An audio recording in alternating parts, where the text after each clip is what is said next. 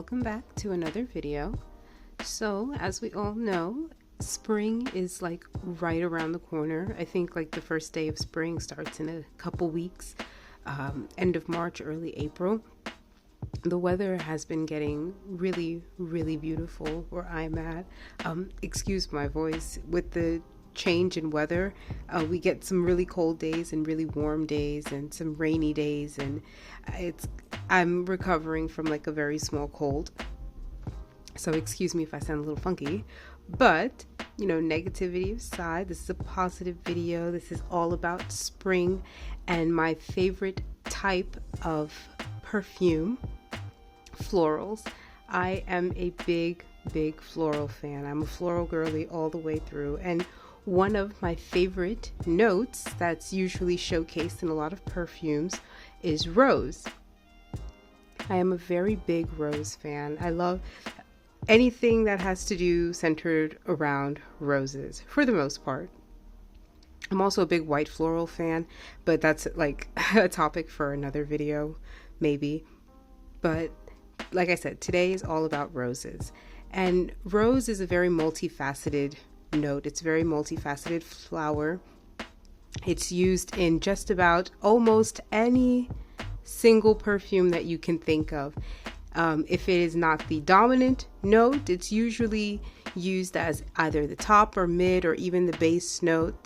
Sometimes they might use rose as a way to accent other florals such as peony. You'll often see those two combined. Usually other notes complement rose really well, like lychee, which is very popular recently. That lychee rose combination, you've seen it become very popular with Delina and Delina Exclusive and all the other types of perfumes that mimic that type of rose style fragrance.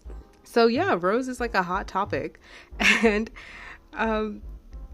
I love to wear rose year round, but I think it's extra beautiful during the springtime. So because I have so many floral fragrances, I don't think I could make this into one video, or else it'll be a very long video. So I'll probably break this up into like 3 parts, and each part will probably showcase about 4 or 5 perfumes with the prominent note of rose. And I think, you know, just in time for springtime, I'd love to share some of these recommendations. Again, you're not at all obligated to like purchase these, and I'm not even recommending anybody to blind buy them. I'm just sharing my collection with you guys, and hopefully we can have a conversation about rose perfumes for spring. So let me not waste any more time. The first one that I want to share with you guys is one of my absolute favorites, and it is a timeless classic. And I guess, like, I bet you all can already guess what I'm about to say. It is Chloe. Chloe is like that girl. She is that rose perfume.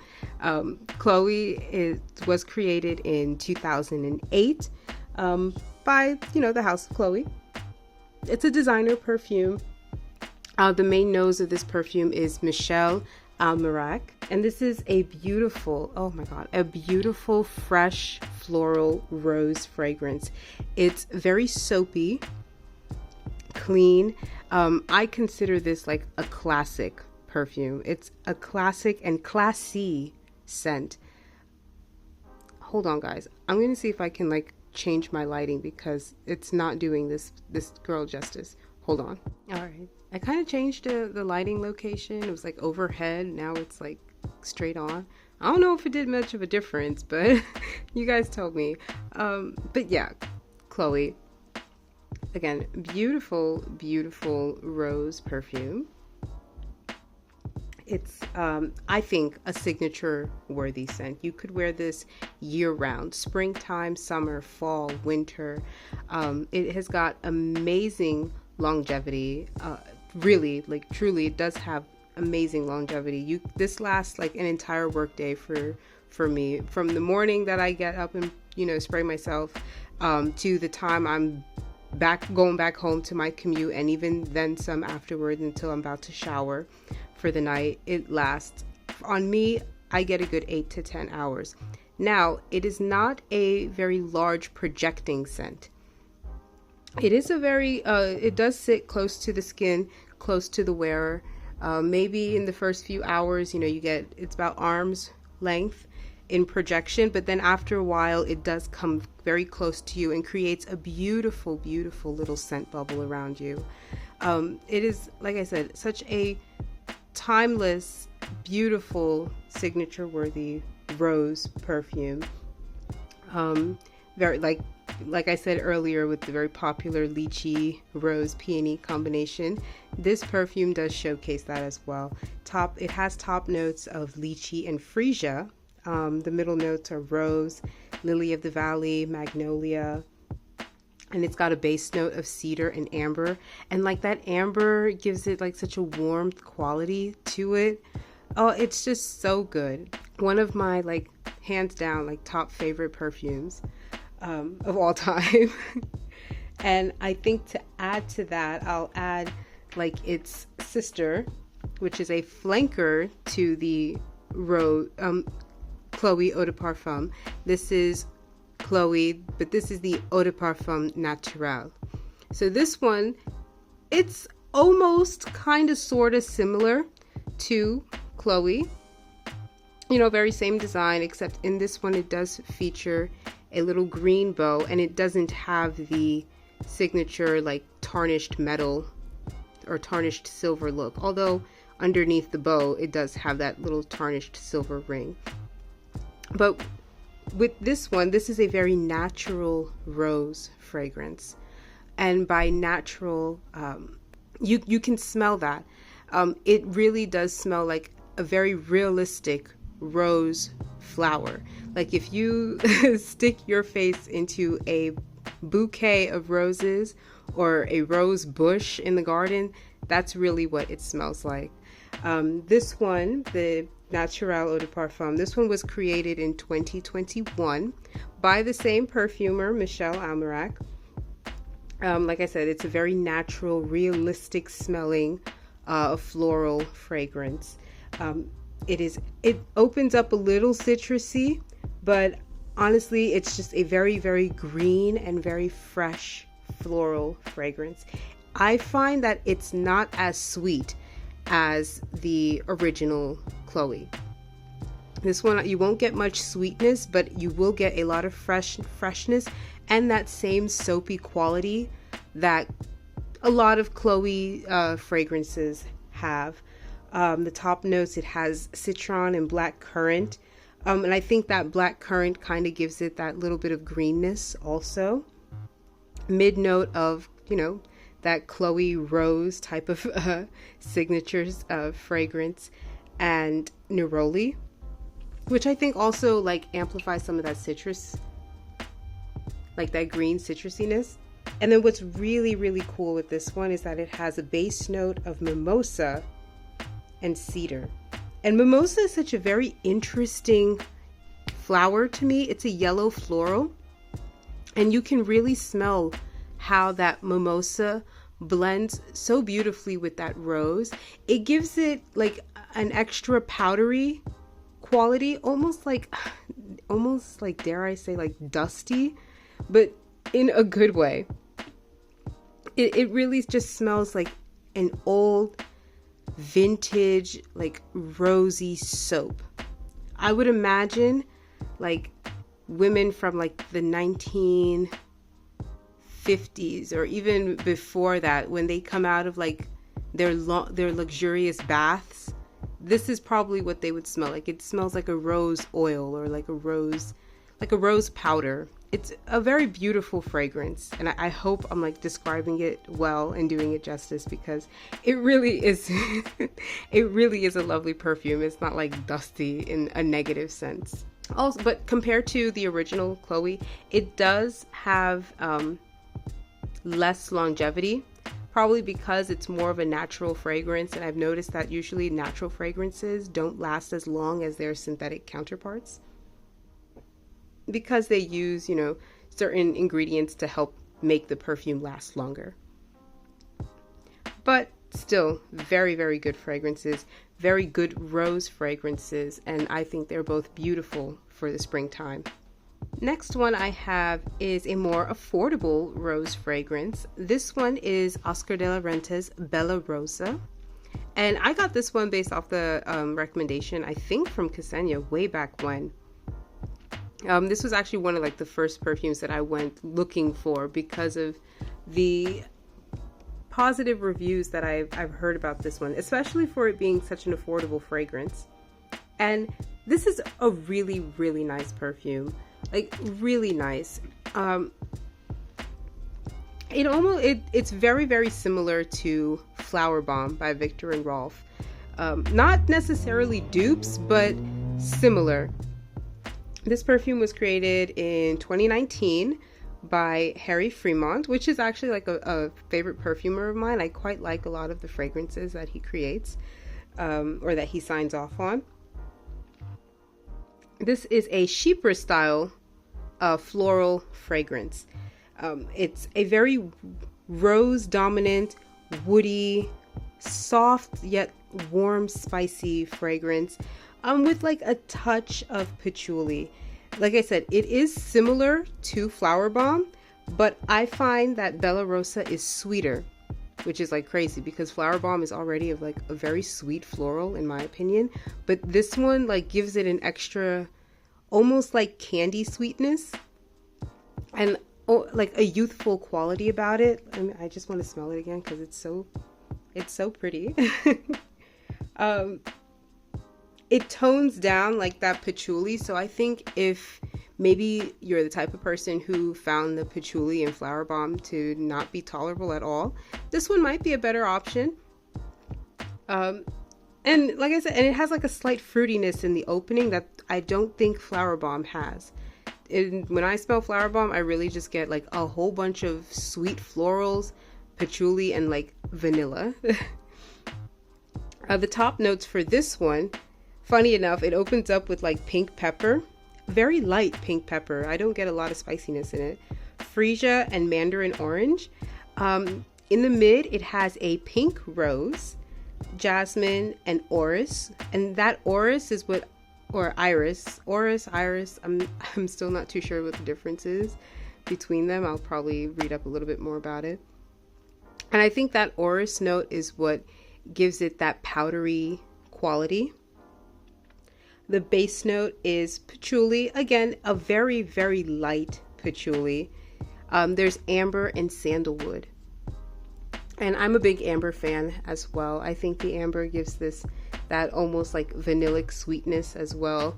Like I said, there are a lot of similar qualities between Bella Rosa and Flower Bomb.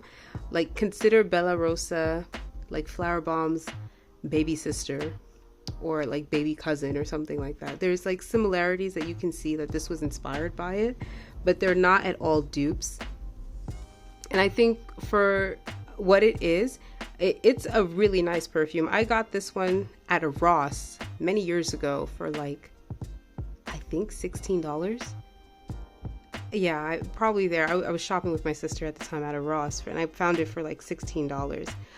Unfortunately, I will say that this does not have good longevity, like very, very like piss poor longevity and projection. It quickly becomes a skin scent, and I would say on me, I can get about 3 to 4 hours. You will have to reapply for this fragrance, but I think for those really warm days when you don't want a perfume that's overpowering, especially for like I said, like those warm spring days, you don't necessarily want a lot of perfume on you, or maybe you just want a quick reach, something that you can wear that's pretty light and easy to wear. Bella Rosa is a great fragrance, and it's on my tray for the month of March. Both of these two are on my tray for the month of March. And I find Bella Rosa as an easy reach for, just light, quick errands where you don't really need a lot of fragrance on you. You're just, running to get something from the grocery store or drop something off at the mail, whichever. But beautiful, beautiful fragrance nonetheless. The next rose fragrance that I have is a perfume that's also on my March tray, and this is Ralph Lauren's Romance. And this is one of my all-time favorite scents also. Oh, this is so good. This is a beautiful, beautiful rose fragrance. This was created in 1998. So this is, she's a classic. And I hate saying that, but yeah, she's a classic. She was created by Harry Fremont, another perfume by Harry Fremont. I told you guys, I am a big fan of the perfumes that he creates. And this is a beautiful, warm, spicy, fruity, floral rose fragrance. It's got a slight aromatic touch to it. Something about, I think with that slight aromatic touch can make it lean slightly masculine, but I do find that this is a beautiful, beautiful feminine fragrance. And it's a beautiful combination of such interesting notes, you know, and those notes just create like such an amazing, clean, soapy, like crisp, fresh, slightly like spicy scent that I think is perfect for springtime. Like, this is a signature worthy scent to me. Like if you smell this one, if you smell this, like you just smell good. Oh my God, you just smell good. It's got top notes of rose, chamomile, ginger, which I think is what really gives it like that spicy opening. It's got such a beautiful ginger note in it. It also has notes of lemon and yellow freesia. The mid has notes of lily, lotus, white, violet, and carnation. And I miss seeing carnation being used in perfumes. You don't see that used anymore. I feel like carnation was like a very popular note back in the 90s and 2000s, and maybe like late 80s. The same way how vanilla is a popular note now in the 2020s and like late 2010s. I feel like carnation had its heyday, but I digress. The base note has white musk, oak moss, and patchouli, which also like marries well with that top opening spiciness from the ginger. You get some of that spiciness with the oak moss and patchouli in the base. And then there's some exotic woods. And what I like with this perfume is that throughout the entire journey of this scent, you can really smell that rose perfume, that rose note, and how well it blends with all the other florals that's featured in this fragrance. It's such an amazing scent. Anytime I wear this perfume, I get compliments. It's a great office scent, great for everyday wear. You know, date night, running for the groceries, whichever. This is such a beautiful, beautiful scent. And I feel like not enough people talk about Romance. Just because, you know, she's been around for a while, people need to give her flowers. It does have moderate projection. So like it's very similar to Chloe. It's it has quite a large projection for like the first hour or two. After that, it does tone down and just creates a nice little scent bubble around you. And it has, you know, mid to long longevity. On me, I get a good 6 to 8 hours out of this fragrance. And I find like you don't really need to reapply unless you want to get hit with that ginger note all over again in the beginning. But still a lovely fragrance. And the last one that I'm going to feature for this one, for part 1, is Body Tender by Burberry. This is another like oldie but goodie. Well, not like that old, I should say. But this is another like underrated perfume. I feel like not a lot of people talk about this one, if at all, if any. This is such a beautiful, like aromatic rose fragrance. This was created in 2013 by Michel Almerac, our gentleman who created the Chloe line. And this is a cheaper fruity perfume, but really I get a lot of that aromatic rose. It's an aromatic like green rose fragrance. It's slightly like sweet but sour from the fruity opening, and it has like a dry, almost powdery rose note. I hope I'm describing this well. In like the fragrance, there's something like green and like herbaceous, and I think that's from like that combination of wormwood and tea. So it has top notes of wormwood, apple, lemon, and peach. In the mid, there's rose, tea, jasmine, and sandalwood. And in the base, there's musk, cashmere wood, amber, and vanilla. And I swear, the combination of those top and mid notes are just so beautiful. Like I said, the wormwood and tea just creates like this beautiful aromatic, herbaceous, green, sweet, sour rose. And then into the dry down and into the very much like late dry down, you get a very soft, powdery, cozy, vanilla, like vanilla rose fragrance. The dry down is very similar to the original body by Burberry. I had that, but I lent that one to my sister. And it, like I said, it's a very good flanker for it. I like how it opens up bright, fresh, and floral, and in the dry down, it becomes more warm and cozy and vanillic. It's a lovely, lovely fragrance that I think is amazing for springtime.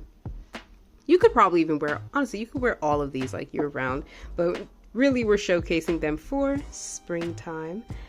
The projection for this perfume is mid, and the longevity is also mid. I would get about like 5 to 6 hours with it, and then you'd have to probably touch up if you'd want to, but it still doesn't detract from the fact that it's a beautiful fragrance. I love all of these. I'm very, very, very biased towards my perfumes here. I do love all of these fragrances. I believe, yeah, 1, 2, 3 of them are already featured in my March perfume tray, and I love these two so much. I would rate this higher if the longevity weren't so bad. But that's the end of part 1. I'll probably compile the rest of the list for part 2, and there's probably going to even be a part 3, because like I said, I could talk on and on and on and on about my perfumes and about floral fragrances, but I don't want to make this video too long. So talk to me in the comments below. I definitely know what you guys think. What other fragrances do you recommend? Are there any rose perfumes that you're a fan? And I know like Delina is like a hot topic. I definitely want to get my nose on that, but that'll probably be for the future. If I could ever like get a little sample at Nordstrom or something. Give me a like if you like this video. Let me know if you guys even want to see a part 2 or 3, or am I just making I'm probably gonna post it anyway, but let me know. Subscribe if you want to. I always appreciate it, and I'll see you in my next one. Bye.